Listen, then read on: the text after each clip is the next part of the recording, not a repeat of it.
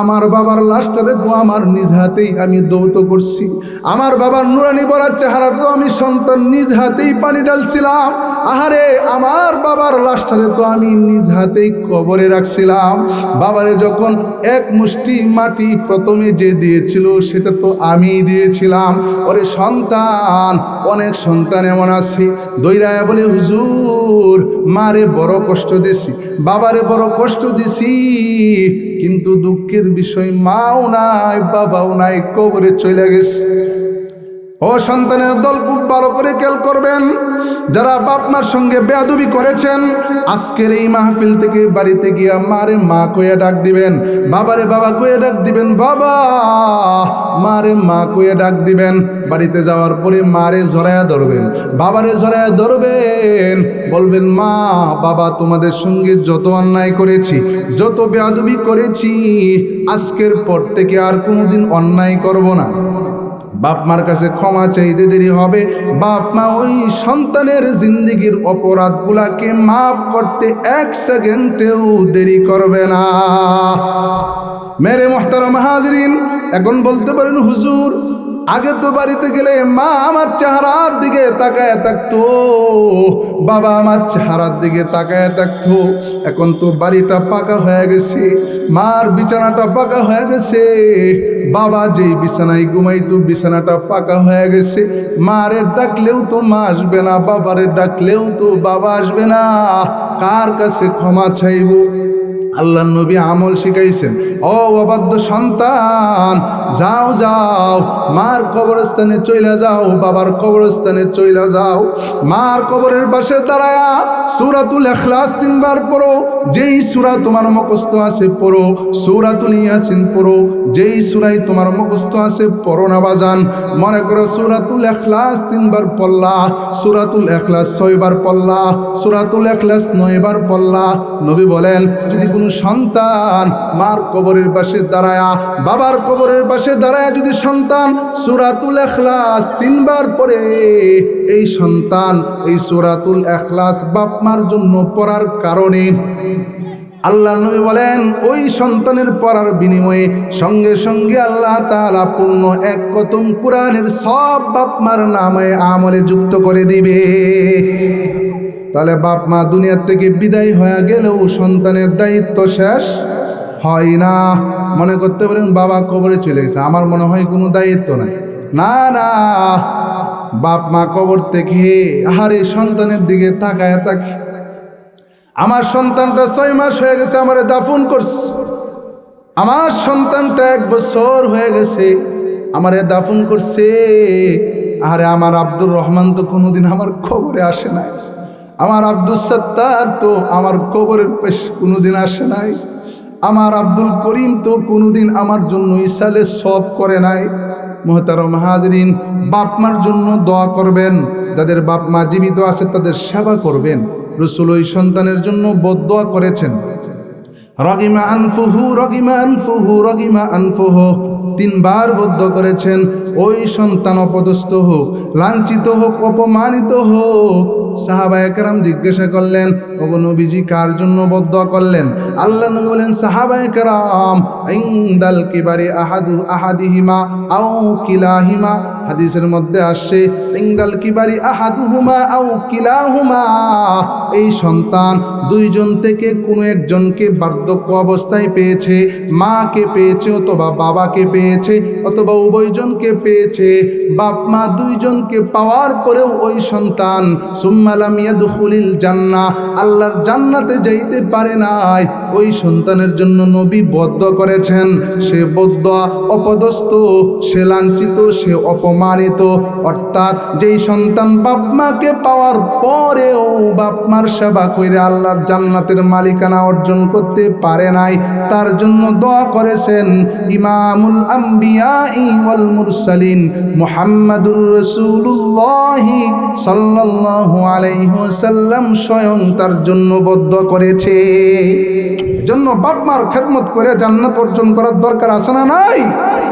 কুল ইন্না সলাতি ওয়া নুসুকি ওয়া মাহইয়ায়া ওয়া মামাতি লিল্লাহি রাব্বিল আলামিন। আল্লাহ তাআলা বলেন, নবী আপনি জানায়া দেন যে আমার কুরবানি, আমার নামাজ, আমার হায়াত, আমার মরণ, আমার জিন্দেগি, আমার ইবাদত, দুনিয়াতে যা কিছু হবে সব হবে একমাত্র কার জন্য? আল্লাহর জন্য হবে। তাহলে মুমিনরা যদি ইবাদত করে একমাত্র আল্লাহর জন্য করবে, কোনো গায়রুল্লাহর ইবাদত করতে পারে? আমরা প্রায় সময় বলি দরগা পূজা আর দুর্গা পূজা দুইটা সমান। দুইটা কি? হিন্দুরা মূর্তি পূজা করে আর মুসলমানের সন্তান গিয়া মাজারে গিয়া সেজদা দেয়। ওরা অন উপাসনা করে আর মুসলমানের সন্তান গিয়া মাজারে উপাসনা করে। দুইটার মধ্যে কোনো পার্থক্য নাই। যারা দুর্গা পূজা করে হেরাও বেঈমান, যারা দরগা পূজা করে হেরাও বেঈমান। কথা বলেন ঠিক কিনা? তাহলে শিরিক করা যাবে? তাহলে এক নাম্বার নবী বলেন, ও উম্মতের দল, মুআজের জন্য ওসিয়ত মানে পুরা গোটা মুসলিম উম্মার জন্য ওসিয়ত। ও উম্মতে মুসলিমা, জীবন যাবে, জীবন যাবে, তোমাকে হত্যা করা হবে, কখনো মালিকের সঙ্গে যাররা পরিমাণ শিরিক করা যাবে না। রাজি আছি তো ইনশাআল্লাহ? কখনো শিরিক করব না। এই শিরিকের আলোচনা করলে রাত চলে যাবে। এটা এক নাম্বার ধারণা দিলাম। দুই নাম্বার, আল্লাহর নবী হাদিসের মধ্যে বলেন, ওয়ালা তাউক্কান্না ওয়ালিদাইকা ওয়া ইন আমারাকা আন তাখরুজা মিন আহলিকা ওয়া মালিকা। আল্লাহর নবী বলেন, মুআজ, কখনো তোমার মা বাবার সঙ্গে অসৎ আচরণ করবা না। অবাধ্য সন্তান সমাজে আছে না নাই? বাপ মার সঙ্গে খারাপ আচরণ করে, বাবারে গোলাম কইয়া গালি দেয়, মারে বাদি কইয়া গালি দেয়, বিভিন্ন অশ্লীল বেহায়াপনা ভাষা মুখে উচ্চারণ করে বাপ মারে গালি দেয়, এমন নালায়েক সন্তান সমাজে আছে না নাই? কিন্তু রাসূল কি বলে? এই মুআজ, ওয়ালা তাউক্কান্না ওয়ালিদাইকা ওয়া ইন আমারাকা আন তাখরুজা মিন আহলিকা ওয়া মালিকা। আল্লাহ নবী বলেন, বাপ মার সঙ্গে খারাপ আচরণ করা যাবে না। যদিও বাবা মা তোমাকে এই আদেশ করে ঘর থেকে বের হয়ে চলে যায়, বাড়ির থেকে বের করে দিস, মাল থেকে বঞ্চিত করছে, সম্পদ দেয় নাই, এরকম বাবা আছে না নাই? যে এক ছেলেরে সব দিয়ে দিছে আর একজনকে কিছুই দেয় নাই। ইসলাম বলেন, তোমার বাবা যদি তোমার উপরে জুলুম করে থাকে, এই পাওনা, এই শাস্তি তাকে আল্লাহ দিবেন। কিয়ামতের ময়দানে আল্লাহর আদালতে সে আটকিয়ে যাবে। কিন্তু দুনিয়াতে তুমি সন্তান হিসাবে বাবার সঙ্গে খারাপ আচরণ করার অধিকার ইসলাম তোমাকে দেয় নাই। মেরে মুহতারাম হাজরিন, অনেক সন্তান এমন আছে বাবার সঙ্গে খারাপ আচরণ করে, মার সঙ্গে খারাপ আচরণ করে। না না, নওজোয়ান যুবক, খারাপ আচরণ করা যাবে না। কারণ যার মাধ্যমে আল্লাহ রব্বুল আলামিন তোমাকে দুনিয়ার আলো বাতাস দেখাইছেন, যার মাধ্যমে তুমি দুনিয়ার মুখ দেখতে পারছো, ওই মারে তুমি কেমনে কষ্ট দাও? মালিক বলেন, জমিনের মধ্যে গোলাম যদি সর্বপ্রথম হক আদায় করে, আমি আল্লাহর হক আদায় করব, আমি আল্লাহর হকের পরপরই জমিনে যদি কোনো সন্তান কোনো বান্দার হক আদায় করতে চায়, তাহলে তার বাপ মার হক আদায় করবে। সুবহানাল্লাহ বলেন। আল্লাহর হকের পরে কার হক আদায় করতে হবে? বাপ মার হক আদায় করতে হবে, তাদের সঙ্গে উত্তম আচরণ করতে হবে। আল্লাহর নবীর সাহাবী হযরতে আব্দুল্লাহ ইবনে মাসউদ রাদিয়াল্লাহু তাআলা আনহু হাদিস বর্ণনা করেন। তিনি বলেন, সাআলতুন নাবিয়্যা সাল্লাল্লাহু আলাইহি ওয়াসাল্লাম, আমি আল্লাহর নবীর কাছে জিজ্ঞাসা করেছি, আইয়ুল আমালি আহাব্বু ইলাল্লাহ ওয়া নবীজি, আল্লাহ তাআলার কাছে সবচেয়ে প্রিয় আমল কোনটা? আল্লাহ তাআলার কাছে সবচেয়ে পছন্দনীয় আমল কোনটা?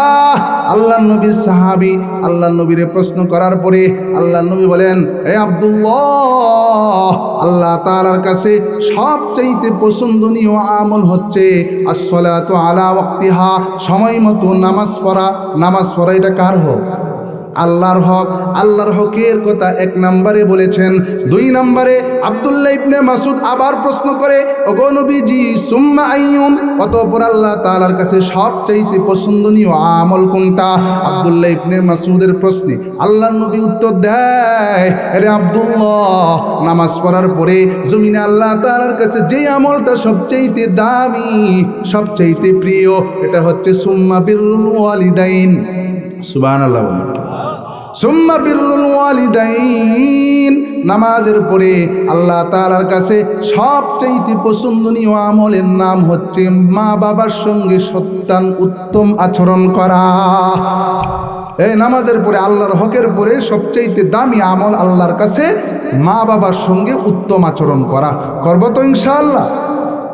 এরপরে কোন আমল? সুম্মাইম, আল্লাহ নবী বলেন আল জিহাদু ফি সাবিলিল্লাহ, আল্লাহর রাস্তায় জিহাদ করা। তো আমি যে আলোচনায় ছিলাম, সন্তানরা অবশ্যই তার বাপ মার সঙ্গে উত্তম আচরণ করবে, খারাপ আচরণ করা যাবে না। হাদিসের মধ্যে আসছে, যদি কোনো নেককার সন্তান মনে করেন আজকের এই মাহফিল থেকে বাড়িতে যাওয়ার পরে মা রে মা কইয়া ডাক দিছে, বাবা রে বাবা কইয়া ডাক দিছে, মা রে মা কইয়া ডাক দেওয়ার পরে মা চলে আসছে, বাবা রে বাবা কইয়া ডাক দেওয়ার পরে বাবা সামনে চলে আসছে, আল্লাহ নবী বলেন قال النبي صلى الله عليه وسلم ما من ولد بار ينظر الى نظرة رحمة।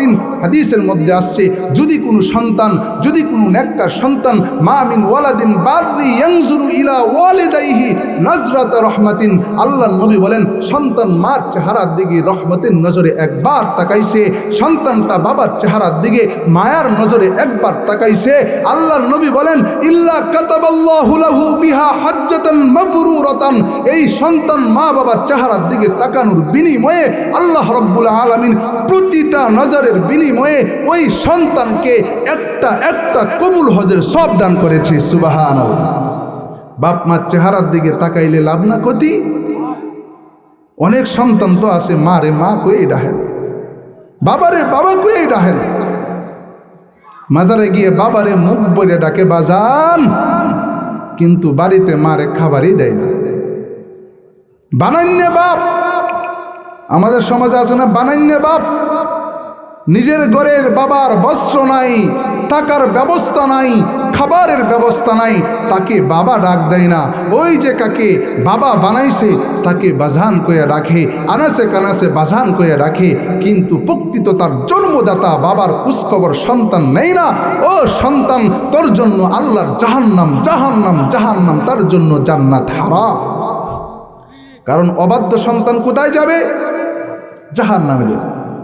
قال النبي صلى الله عليه وسلم لا يدخل الجنة منان ولا عاق ولا মুদমিন খামরিন। আল্লাহ নবী বলেন তিন শ্রেণীর মানুষ আল্লাহর জান্নাতে যাবে না। এক শ্রেণীর মানুষ হচ্ছে যে উপকার করে, কুটা প্রদান করে, আসে না নাই?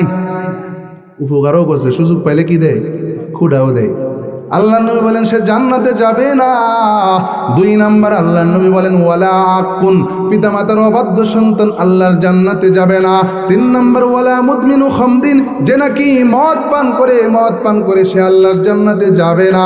তাহলে বলতেছিলাম অবাধ্য সন্তান আল্লাহর জান্নাতে যাবে না।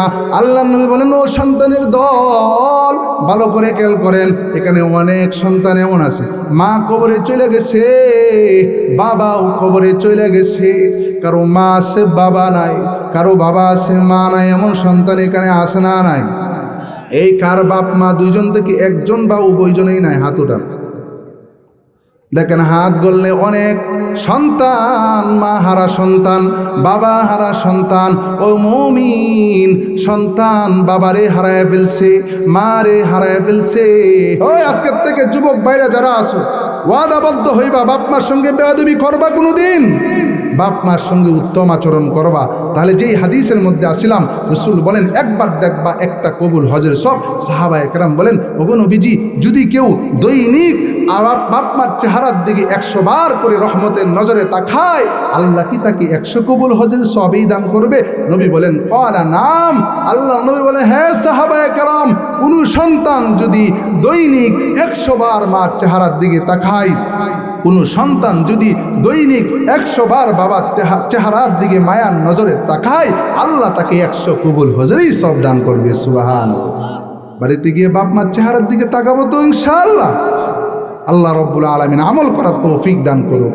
এটাও অনেক লম্বা আলোচনা। 2 নাম্বার বললাম। 3 নাম্বার আল্লাহর নবী বলেন এই মুআজ, ওয়ালা তাতরুকান্না সালাতান মাকতুবাতান মুতাআম্মিদান ফাইন্না মান তারাকা সালাতান মাকতুবাতান মুতাআম্মিদান ফাকাদ বারিআত মিনহু জিম্মাতুল্লাহি তাআলা। আল্লাহ নবী বলেন, ওই মুমিন কখনো ইচ্ছাকৃতভাবে ফরজ নামাজ ছাড়বা না। কি নামাজ ছাড়বা না? ইচ্ছাকৃতভাবে ফরজ নামাজ ছাড়া যাবে কেন? আল্লাহ নবী বলেন, ফাইন্না মান তারাকা সালাতান মাকতুবাতান মুতাআম্মিদান, যদি কোনো মুমিন ইচ্ছাকৃতভাবে ফরজ নামাজ ছেড়ে দেয়, ফাকাদ বারিআত মিনহু জিম্মাতুল্লাহি তাআলা। আল্লাহ নবী বলেন, ওই ইচ্ছাকৃত বেনামাজি যিনি নামাজ পড়ে নাই, ইচ্ছাকৃত ফজর ছেড়েছে, জোহর ছেড়ে দিয়েছে, আসর পড়ে নাই, মাগরিব পড়ে নাই, ঈশা পড়ে নাই, ওই বেনামাজির থেকে আল্লাহ পাকের জিম্মাদারি চলে যায়, অর্থাৎ তার জিম্মাদার আর আল্লাহ তাকে। কিন্তু যে নামাজি তার জিম্মাদার কে? قال النبي صلى الله عليه وسلم من صلى الصبح فهو في ذمة الله تعالى। আল্লাহ নবী বলেন, যদি কোনো মুমিন ফজরের নামাজ জামাতের সাথে মসজিদে গিয়া তাকবীর ওয়ালার সাথে ফজরের নামাজ মুমিন আদায় করেছে, ওই মুমিনের জিম্মাদার পুরা দিনের হেফাজত করনেওয়ালা স্বয়ং আল্লাহ হয়ে যায়। যার জিম্মাদার আল্লাহ, হেফাজত করনেওয়ালা আল্লাহ, তার কোনো ভয় আছে? তার কোনো টেনশন আছে? তার কোনো পেরেশানি আছে? তাহলে নামাজের জিম্মাদার কে হবে? কিন্তু আমাদের সমাজে মুসলমান, নাম আব্দুর রহমান, নাম আব্দুল করিম, নাম আব্দুল সত্তার, কিন্তু নামে মুসলমান হইলেও কামে ফেরাউন, নামে মুসলমান হইলেও কামে নমরুদ, নামে মুসলমান হইলেও সে কাজে কর্মে অমুসলিম। কথা বলেন ঠিক কিনা? মুসলমানের কাজ তো সে নামাজ পড়বে। এখন আমাদের সমাজে অনেক মুসলমানের সন্তান এমন আছে বাজান, খুব ভালো করে খেয়াল করবেন, আহারে আজান চলতেছে, মসজিদে জামাত চলতেছে, আর আমাদের দোকানে সমালোচনা গীবতও চলতেছে। কথা বলেন ঠিক কিনা? নামাজ পড়ে না, কিন্তু দোকানে বসে বসে ফতোয়া দেয়। আমাদের এই কথা শুনলে অনেকে গায়েও লাগতে পারে। অনেক বুদ্ধিজীবী আছে, শাসটলের সংসদ ভবনে বসে আছে। বাজারের গ্রামের সংসদ ভবন কোনটা? শাসটল। অনেক মুসলমান এমন আছে, এই দোকান থেকে হুজুর আমরা দইয়ালতাছি। হ্যাঁ, কি কইব? আমরা খতিব সাহেব আমরা মান সম্মান হারিয়ালতাছি। সত্য কথা, কেউ রাগ করলে, গোসা করলে এর দিকে তাকায় বাদ দেওয়া যাইব? যেটা উচিত এটা বলতেই হবে। নামাজ চলে, মুমিন মসজিদে যায় না, দোকানে বসে চা খায়, আবুল বিড়ি টানে, সমালোচনা করে, গীবত করে, কিন্তু মালিকের দরবারে গিয়ে হাজির দেয় না। এমন মুসলমান নামদারি সমাজে আছে না নাই? কিন্তু যে বেনামাজি, যে নামাজ পড়ে না, তার ব্যাপারে আল্লাহর কোনো ওয়াদা নেই, তার ব্যাপারে আল্লাহর কোনো জিম্মাদারি নেই। কিন্তু যে মুসলমান নামাজি, তার ব্যাপারে ওয়াদা আছে। কানা লাহু আলাল্লাহি আহাদুন আন ইয়াগফিরা লা। আল্লাহ নবী বলেন, তার জন্য ওয়াদা হচ্ছে যে নামাজি ভালো করে উযু করলো, কুসুর সঙ্গে নামাজ আদায় করেছে, ইতমিনানের সঙ্গে রুকু সাজদা আদায় করেছে, নবী বলেন তার জন্য আল্লাহর ওয়াদা, আল্লাহ পাক ওই মুমিন নামাজের বান্দার জিন্দেগীর সমস্ত গুনাহ মাফ করে দিবে।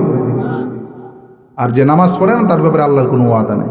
তো আমার পরিষ্কার কথা, নামাজ পড়ার দরকার আছে না নাই? নামাজ পড়লে কি বাজারে যাব? আজান পড়লে বাজারে যাব না মসজিদে যাব? মসজিদ। কারণ আরশে আযীমের নিচে হাদিসের মধ্যে আছে, قال النبي صلى الله عليه وسلم سبعة يظلهم الله في ظله يوم لا ظل إلا ظله। আল্লাহ নবী বলেন, কিয়ামতের ময়দানে 7 প্রকার মানুষকে আল্লাহ পাক আরশে আযীমের ছায়ার নিচে আল্লাহ পাক জায়গা প্রদান করবেন। এর মধ্যে একজন ব্যক্তি হতে ওয়ারাজুলুন কলবুহু মুআল্লাকুন বিল মসজিদ, একজন মুমিন যার কলবটা মসজিদ থেকে বাজারে গেলে, মসজিদ থেকে বাড়িতে গেলেও কলবটা পড়ে থাকে কোথায়? মসজিদে। এমন নামাজি, মসজিদের মহাব্বত করনে ওয়ালা মুমিন মুসলমান কিয়ামতের ময়দানে আল্লাহ পাকের আরশে আযীমের নিচে ছায়া পাবে। ছায়ার দরকার আছে না নাই? আজকে মনে করতে পারেন যে এটা মনে হয় কিছুই না। আহা, ওই দিন সূর্য মাথার উপরে চলে আসবে, অর্ধ হাত মাথার উপরে সূর্য সবগুলা মুখা খুলে দিবে। ওই দিন তার সমস্ত পাওয়ারফুল শক্তি নিয়ে সে আলো প্রদান করবে, তাপ প্রদান করবে। নবীজির বাসায় এমনও মানুষ থাকবে সূর্যের তাপমাত্রার কারণে, পাওয়ারের কারণে জমিনটা তামা হয়ে যাবে। ওই সমস্ত গুনাহগার, ওই সমস্ত বেনামাজি, ওই সমস্ত বেঈমানরা ওই দিন সূর্যের নিচে থাকবে। তাপের কারণে মাথাটা টস টস করে ফেটে যাবে, মগজগুলা বেয়ে বেয়ে কান নাক দিয়ে জমিনে পড়তে থাকবে। ওই কঠিন দিন থেকে আল্লাহ রব্বুল আলামিন যার কলবটা ওয়ারাজুলুন কলবুহু মুআল্লাকুন বিল মসজিদ, যার কলবটা মসজিদের সঙ্গে জোলানো থাকে, ওই মুমিনকে আল্লাহ ডাক দিবে, ও আমার মসজিদ আবাদ করনেওয়ালা, আয় আয় আয়, আমি আল্লাহ তোর জন্য আমার আরশে আজিমের নিচে ছায়ার ব্যবস্থা করে দিলাম। সুবহানাল্লাহ। নামাজি হব তো ইনশাআল্লাহ। 3 নম্বর আদেশ এটা। হুজুর চলে আসবে, আমি খুব তাড়াহুড়া করতেছি, আধা ঘন্টার ডবল বলতেছি, খুব তাড়াহুড়া করতেছি। তাহলে 4 নম্বর আল্লাহর নবী বলেন, এই মুআজ, 4 নম্বর ওসিয়ত, ওয়ালা তাশরাবান্না খামরান। আল্লাহর নবী বলেন, ও মুআজ, কখনো কখনো মদ পান করা যাবে না, কখনো মদ পান করা যাবে না। এখন আমাদের সমাজে নিশাখোর আছে না নাই? গাঁজাখোর আছে না নাই? আপনারা আস্তে আস্তে কইতেছেন, মনে হয় এলাকায় নাই। এই গাঁজাখোর সমাজে আছে না নাই? ইয়াবাখোর আছে না নাই? গাঞ্জাখোর আছে না নাই? আল্লাহ নবী বলেন, মুআজ, ওয়ালা তাশরাবান্না খামরান ফাইন্নাহা রাসু কুল্লি ফাহিশাতিন। মদ পান করবা না। কেন কেন? নবী বলেন, এই মদ পান করা, নেশা করা, এটা সমস্ত বেহায়াপনা, সমস্ত অশ্লীলতার মূল কারণই হচ্ছে মদ পান করা। কথা বলেন ঠিক কিনা? মদ 1 লিটার গায়ে বাড়িতে গেছে, মাথাও ঠিক নাই, চোখেও দেখে না, মাথা ঘুরায়া মেন্টেল হইয়া বাড়িতে গিয়া বউরে কই, তোর 14 গোষ্ঠী তালাক। নিশা কইরা তালাক দেয় কি দেয় না? গাঞ্জা সেবন কইরা গেছে। এখন কোনটা মাপ, কোনটা, এগুলা বলতেও লজ্জার বিষয়। আমি ঢাকার মধ্যে সাভারে যখন আমার ছাত্র জমানায় প্রথম আমি ঢাকা সাভার থাকি, আমি যে এলাকায় থাকি ওই এলাকার একজন মানুষ, আল্লাহ হেফাজত করুক, শুধু উদাহরণ যেহেতু আসছে বলতেছি, রাত্রেবেলায় মদ পান করছে। রাত্রেবেলায় মদ পান করে আসছে, কোনটা বিবি কোনটা মেয়ে পার্থক্য করতে পারে না, কারণ সে তো মাতাল। ওই এলাকার মধ্যে সে ঘুমান্ত অবস্থায় তার বিবি ময়না কইরা তার সন্তানের সঙ্গে, তার মেয়ের সঙ্গে মিলিত হইছে। এই কষ্ট মেয়ে সহ্য করতে না পাইরা সকালবেলা মেয়েটা মানুষ যাতে জানতে না পারে, সমাজের মানুষগুলা যাতে জানতে না পারে, যদি জানে আহারে নিজের আপন মেয়েটার সঙ্গে বাবা জিনায় লিপ্ত হয়ে গেছে, তাহলে সন্তানের জন্য বড় শরম হবে। এই কথা চিন্তা কইরা মেয়েটা নির্জনে গিয়া নিজের গলাতে দড়ি লাগায়া সে এই মুখ দুনিয়ার মধ্যে কাউকে দেখাইতে চায় না, এই মুখ দুনিয়ার জমিনে কাউকে দেখাইতে চাই না।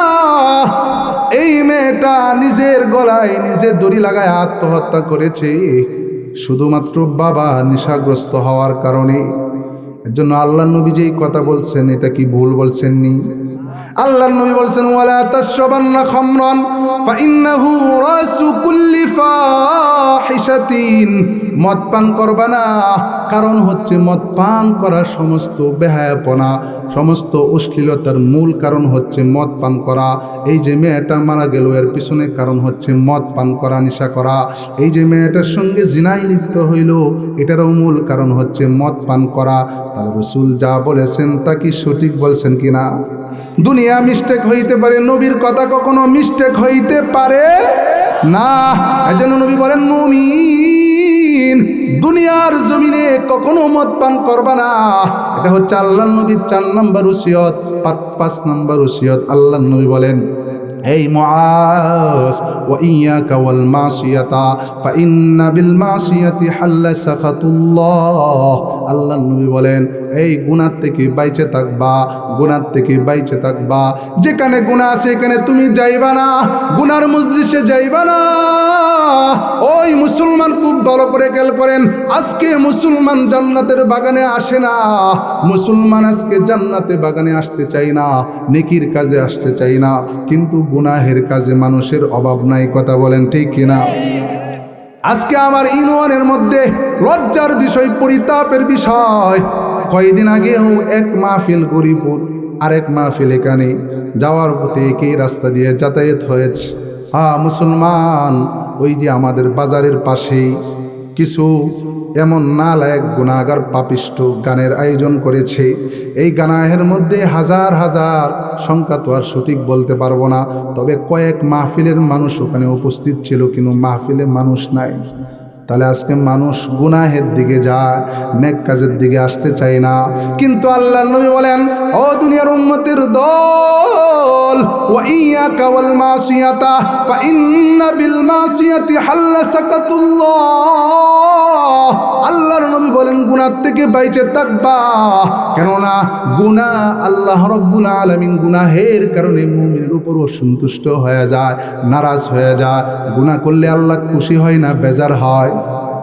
এই জুড়ে বলেন, গুনাহ করলে আল্লাহ খুশি হয় না, বেজার হয়। যেই পাপিষ্ট, যে গুনাহগার, গুনাহ করার পর আল্লাহ রাব্বুল আলামিন তার উপর নারাজ হয়ে যায়, হাল্লা সাকাতুল্লাহ, তার উপর অসন্তুষ্ট হয়ে যাওয়া আল্লাহর জন্য হালাল হয়ে যায়। এজন্য যে মুমিন, আমরা বলি, আমরা কি আল্লাহরে খুশি করব নাকি শয়তানরে খুশি করব? গুনাহ করলে কে খুশি হয় আর কে বেজার হয়? ও মুমিন, তুমি যদি গুনাহ করো, গুনাহ করলে শয়তান খুশি হয়ে যায়, আসমান জমিনের মালিক আল্লাহ রাব্বুল আলামিন নারাজ হয়ে যায়। কোনো মুমিন মুসলমান কখনো শয়তানকে খুশি করে আল্লাহকে বেজার করতে পারে না। কিন্তু যদি তুমি গুনাহ চাইরা দাও, গুনাহ চাইরে দিয়ে তুমি যদি আল্লাহ ওয়ালা হয়ে যাও, গুনাহ চাইরে যদি তুমি জাকিরিন হয়ে যাও, গুনাহ চাইরে যদি তুমি নামাজি হয়ে যাও, শয়তান বেজার হয়ে যাবে, কিন্তু আসমান জমিনের মালিক আল্লাহ খুশি হয়ে যাবে। তাহলে আমরা আল্লাহরে খুশি করার জন্য রাজি আছি তো ইনশাআল্লাহ? এই কে কে আল্লাহরে খুশি করতেছেন? নারায়ে তাকবীর, নারায়ে তাকবীর, নারায়ে তাকবীর। দিন ইসলাম, দিন ইসলাম, আওয়াজ হয় না? দিন ইসলাম, দিন ইসলাম, নারায়ে তাকবীর। আল্লাহরে রাজি করবো তো ইনশাআল্লাহ? শয়তান বেজার হোক, এতে কোনো আমার আসে, কিন্তু আমার আল্লাহকে খুশি করতে হবে। মুমিন কখনো আল্লাহকে বেজার করে শয়তানকে খুশি করতে পারে? মিথ্যা বলবেন, শয়তান খুশি হইব, আল্লাহ বেজার হইব। নামাজ পড়তেন না, শয়তান খুশি হবে, আল্লাহ বেজার হবে। আপনি জুলুম করবেন, শয়তান খুশি হবে, আল্লাহ বেজার হবে। মুমিন কখনো শয়তানকে খুশি করে আল্লাহকে বেজার করতে পারে না। সর্বদাই আমরা আল্লাহকে খুশি রাখবো। রাজি আছি তো ইনশাআল্লাহ? তাহলে গুনাহ করলে কে বেজার হয়? আল্লাহ বেজার হয়। গুনাহ করলে কে বেজার হয়? শয়তান কি হয়? খুশি হয়। তাহলে আমরা গুনাহ থেকে বেঁচে থাকবো। এটা আল্লাহর নবীর কয় নাম্বার ওসিয়ত? 5 নাম্বার ওসিয়ত। 6 নাম্বার ওসিয়ত আল্লাহর নবী বলেন, ও দুনিয়ার উম্মতের দল, আল্লাহর নবী হযরতে মুআজকে ওসিয়ত করতেছেন, মুআজ, ওয়া ইয়াকা ওয়াল ফিরারা মিনাজ জাফি ওয়া ইন হালাকান নাস। এই মুআজ, যুদ্ধের ময়দান থেকে কখনো পলায়ন করবা না। যদি ওয়া ইন হালাকান নাস, সব মানুষগুলা ধ্বংস হয়ে যায়, সব মানুষগুলা যদি যুদ্ধের ময়দানে শহীদ হয়ে যায়, সবাই যদি ধ্বংস হয়ে যায়, তারপরে মুমিন কখনো যুদ্ধের ময়দান থেকে পলায়ন করা যাবে না। এটা কার আদেশ? নবীর আদেশ। আল্লাহর আদেশ তো আল্লাহ নবীর মাধ্যমে শোনায়া দিয়েছেন।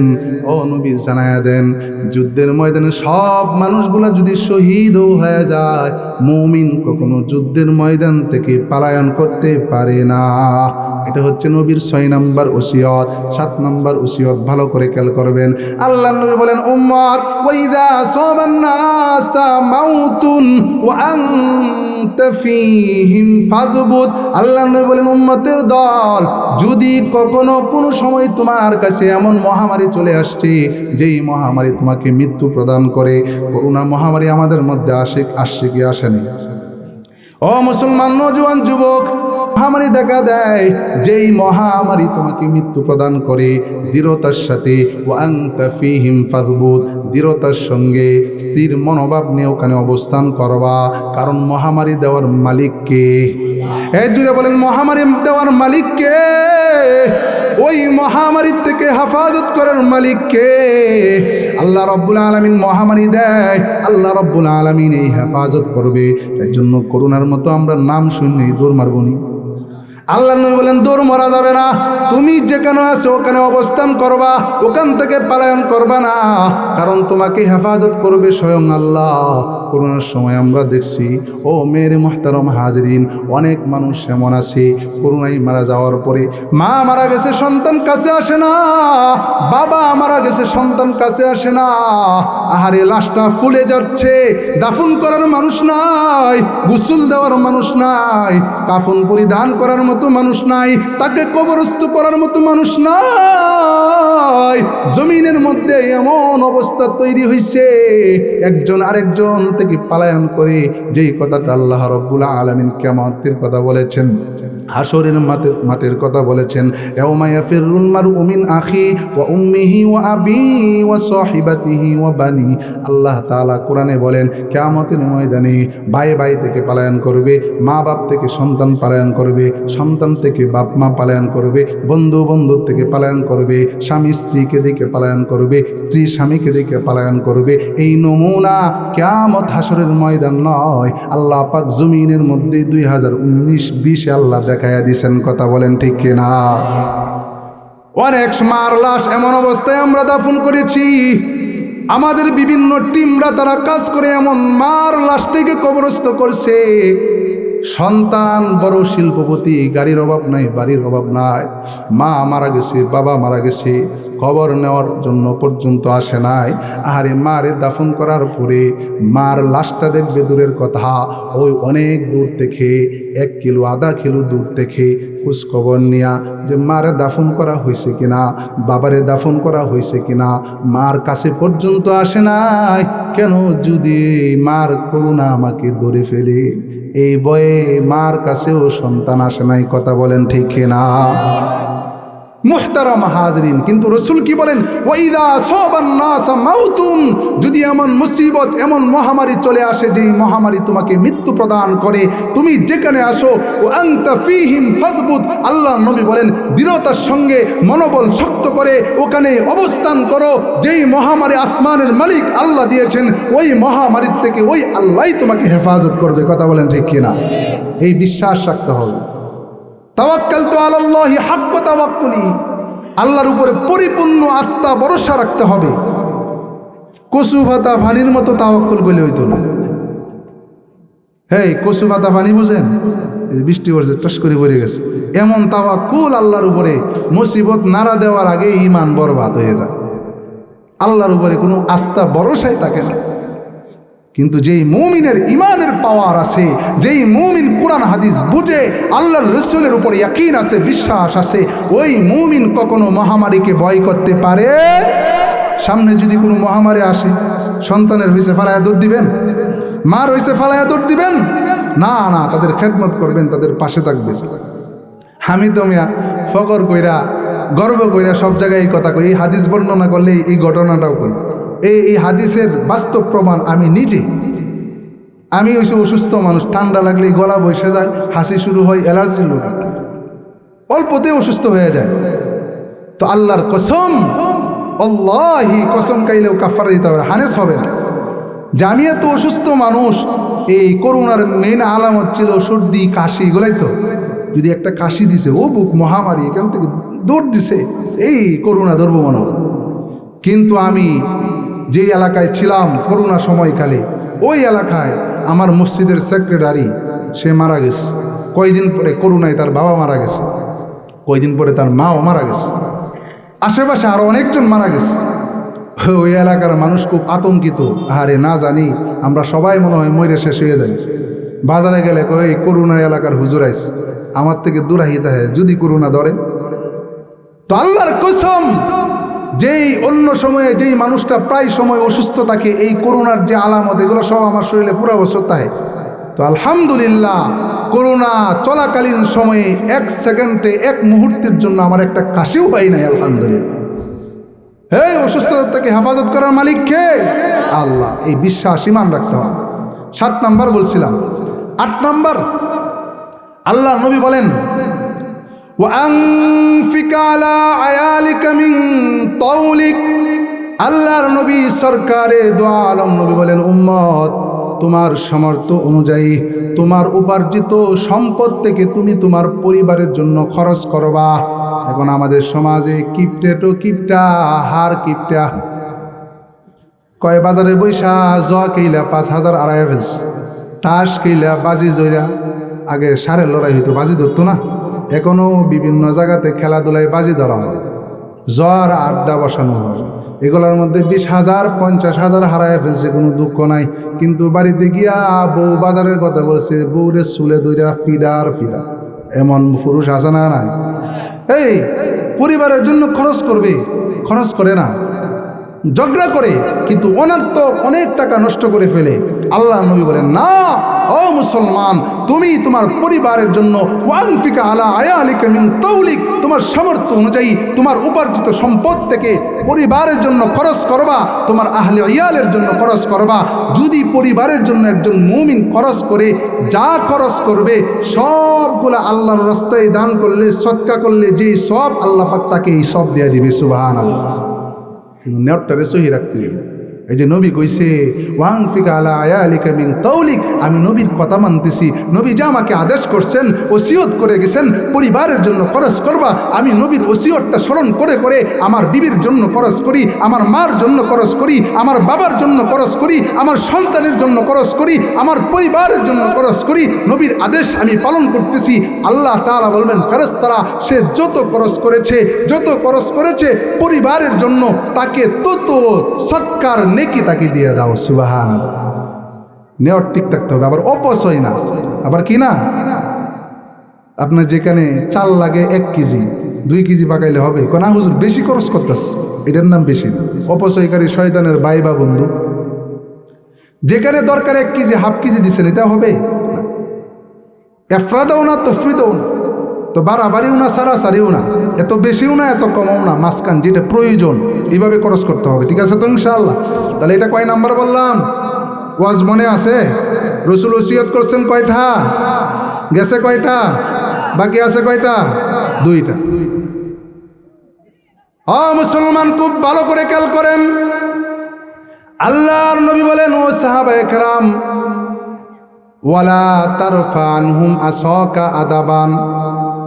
আল্লাহ নবী 9 নাম্বার ওসিয়ত করতেছেন, ও মুসলমান খুব ভালো করে খেয়াল করেন। নবী বলেন, মুসলমান তুমি তোমার পরিবার থেকে আদবের লাঠিকে হটায় নিও না। পরিবার থেকে আদবের লাঠিকে হটায় নিও না, অর্থাৎ আদব শিক্ষা দেওয়ার জন্য তাদেরকে শাসন করতে হবে। মুহতারাম হাজরিন, অনেক মুমিন মুসলমান এমন আছে নিজে নামাজি কিন্তু বিবি নামাজ পড়ে না, কিছু বলে না, আছে না? নাই। আরে অনেক মুসলমান এমন আছে নিজে 3 চিল্লা লাগাইছে, নিজে জিম্মাদার, নিজে আলেম, নিজে মুফতি, তার বউ পর্দা করে না, আছে না? নাই। ওই মুহতারাম হাজরিন, ওয়ালা তারফা আনহুম আসাকা আদাবান। আল্লাহর নবী বলেন, পরিবার থেকে, তোমার আহলে ইয়াল থেকে শাসনের লাঠিকে হটায় নিও না।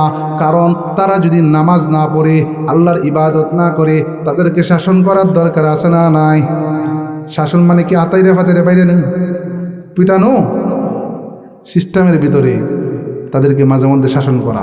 এই কেন নামাজ পড়ো না, কেন পর্দা করো না, সন্তানটাকে শাসন করা, বিবিকে শাসন করা, এভাবে মাঝে মধ্যে একটু শাসন করতে হবে। এই আদেশটাই রাসূল করেছেন।